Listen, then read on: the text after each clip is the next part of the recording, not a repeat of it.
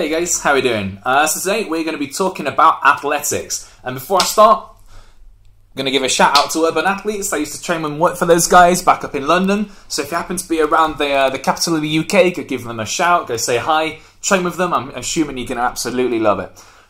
So what I'm going to talk about is athletics. If you've been watching the 2015 World Athletics Championships, then there's four figures that have probably really stood out, especially if you're in the UK and watching it from here. There are four figures that have really dominated the media. And these are Usain Bolt, Jessica Ennis, Mo Farah, and Greg Rutherford. And what I think they all have in common is, well, I guess quite a few factors. What I want to talk about, though, is that look at all four of those individual athletes, okay? They all came into this World Championship with the public eye sort of looking at them in a different way. So Usain Bolt, for example, a year ago, he'd been underperforming on the track. There were rumours that he'd picked up numerous injuries, that he wasn't going to be able to perform well at the world sort of stage. And then we've got Jess Ennis, took a year out to go and have a child. They actually talked about the fact that because of giving birth and, the actual sort of stretching out of her abdomen, she'd lost a lot of core strength, she couldn't do plyometric training.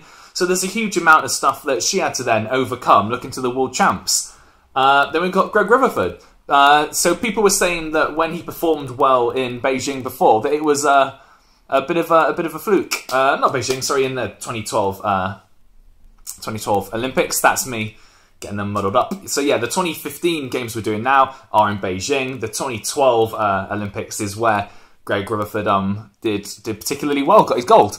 But what I want to talk about is that people sort of expected that was a fluke. There was a lot of talk about Rutherford fluking that he somehow just got lucky, got his gold there.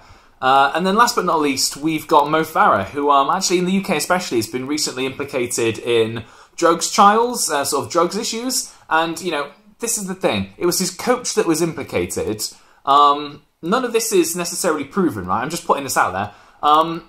Mo was never implicated. It was only his coach that was. But sort of Mo got drawn into a lot of this nonsense, a lot of this crap. So he had a lot of this hanging over his head and a lot of negative publicity going into the event. So we've got four athletes here, all of which have performed really well on the world stage before. But going into the 2015 World Championships, they all had sort of negative publicity, negative sort of media thoughts and ideas coming towards them.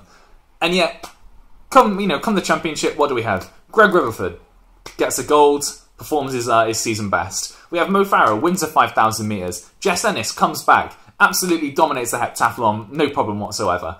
And then, yeah, Usain Bolt, 100 metres, gold. 200 metres, gold. Jamaican team, relay, gold.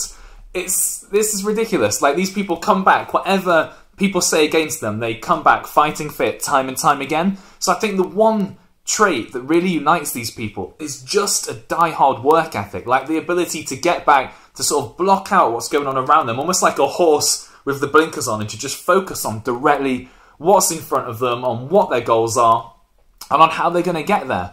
And I think this is something that a lot of athletes really, really do struggle with, at least at the top level, is keeping up that level of performance, even when the tide might be against them or the media might be against them and there's lots of other rumours. They just have this ability to stick to their goal absolutely like glue. And I think that is something that we can all learn from there. So that's my thoughts. That is what I think really separates them from everyone else. That's what keeps them elite, is their ability to overcome negativity, to stay positive, to stay true to their training goals, and to really just see it out at the top level. What about you guys? Do you think they have anything else going on? Like, what do you think are their top tips to success? Do you have any ideas that you think what do you think? They've got some special type of training regime? Do you think that there's anything they could do better? Do you think there's anything, do you think they're perfect? What are your views? What are your thoughts? Let me know in the comment section below. Everyone else, just feel free to like the video. If you want to see some more of these, some more topical videos, please subscribe. I'm going to put some new ones out every week, and I will chat to you guys soon. See you later.